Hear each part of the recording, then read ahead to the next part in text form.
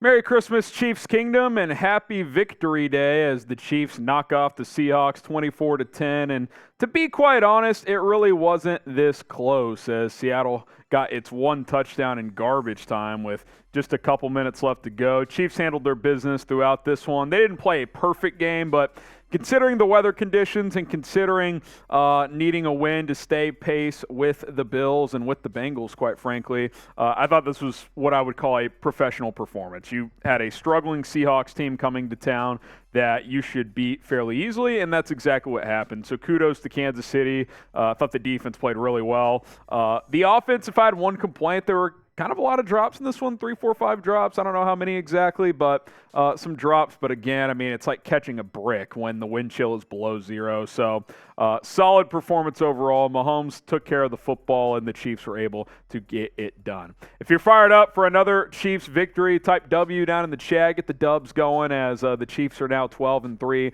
on the season and keep pace in the AFC Playoff Picture. Toward the end of the video, we will have updates on that playoff race, so stick with us for all of that. You look at the offense as a whole, I mean, Seattle did a nice job, right? I mean, less than 300 yards. The running game struggled a bit. Pacheco was solid, but not great. I think he had 58 yards rushing on 14 carries, so just over 4 per clip, but not a ton running the football. Third down, the Chiefs struggled, so Seattle's defense did what they could. They just couldn't get going offensively, which that's a rare one, right, where the Chiefs defense probably outplays the offense in a win, and that's really, really nice to see. Patrick Mahomes, efficient, 16 of 28, and that was with those drops, like I mentioned, 224 yards, 3 total touchdowns, including that fun leaping score he had to make it 24-3 and really put this game on ice. QB rating of over 106. And with Jalen Hurts out with that shoulder injury, there's reports he could miss another game. Mahomes could end up running away with the MVP. And by the way, as we film this, Philadelphia beating Dallas without Jalen Hurts. So that actually would probably hurt Hurts's MVP kind of push, if you will.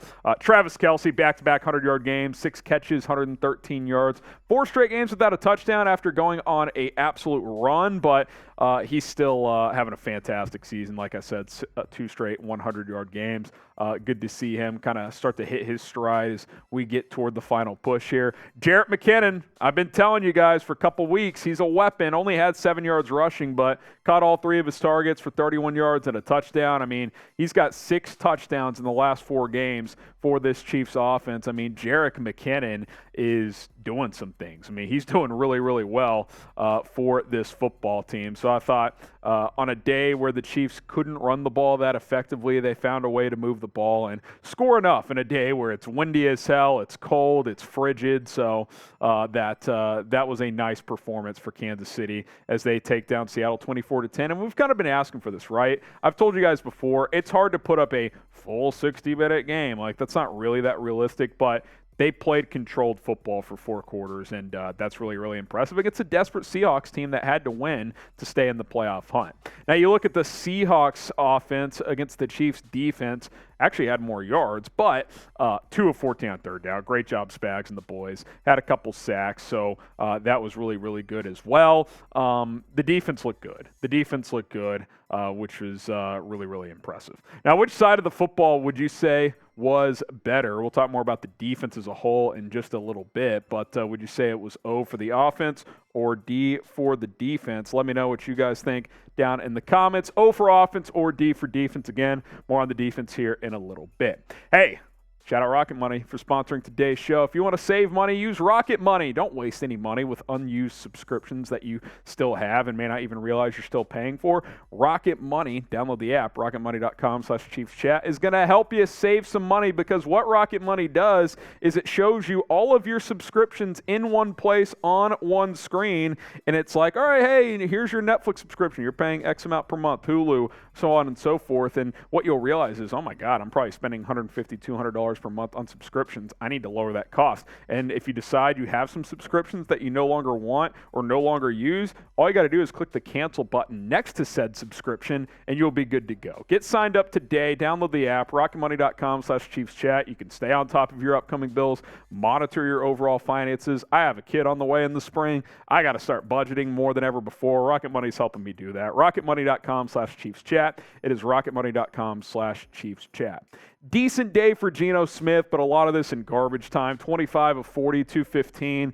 A quarterback who was named to the Pro Bowl. I mean, the Chiefs defense did a good job. They really did. One touchdown, had the interception as well, so that was nice for this team. Kenneth Walker ran it pretty well, but he had to earn it, right? Just over 4 yards per carry. You'll live with 107 yards on 26 carries. I mean, that is having to work for every single yard that you get. So that was pretty good to see as well. Only a long of 20, so didn't get burned too often there by Seattle running the football. Chris Jones, he just did what he does, right? I mean, he hit Geno 4 times, had 4 tackles, 2 tackles for loss, had a sack. Chris Jones is a legitimate Defensive Player of the Year candidate, and I don't know if he'll win it. It might be Nick Bosa. Micah Parsons could be in the mix still, but Chris Jones is a very, very, very strong candidate. Willie Gay's starting to pick it up too. I thought he's been pretty solid the last couple weeks. 9 tackles, 2 solos, had a tackle for loss, couple breakups. The interception was big from Juan Thornhill as well in the end zone.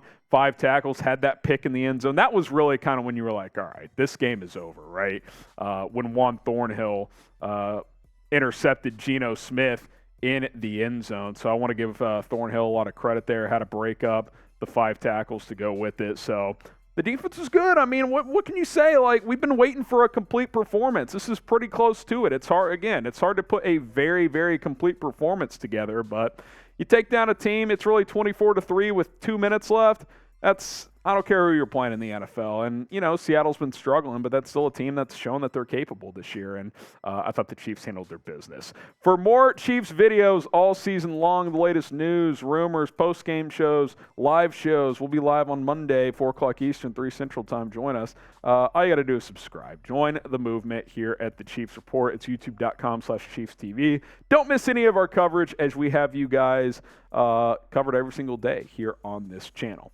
Now let's talk about the playoff picture as Buffalo farted around for a half with Chicago, but they pulled away, so they won. Bengals won as well, so it continues to be a 3-team race. Look at that 4 seed, the Jacksonville Jaguars. After Tennessee went down to Houston, Jags control their destiny in the AFC South. Technically, Tennessee still does too, because they each have 2 games and they play each other Week 18. So if they both win or both lose next week, it'll come down to that Week 18 matchup. So that game could get flexed into Sunday night.